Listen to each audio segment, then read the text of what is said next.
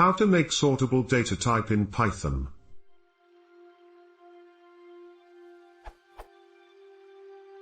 I have a class representing something with a few fields.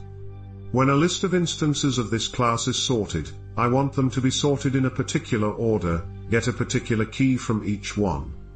I can just do list.sortKey equals classname.sortKey, and define a sortKey method, but I'd rather just do list.sort and have it work out. I figure I can do this by overriding _cmp_. However, what do I do when I'm comparing with something that is not my data type? I figure something like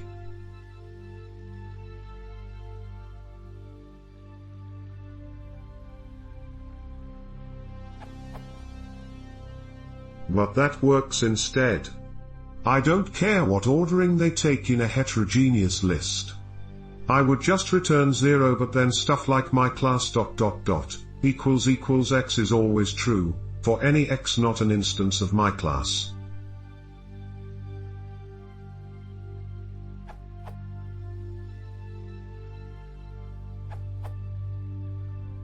Check out this URL. You want to override _lt_ in your class for the built-in sort function to work the way you described.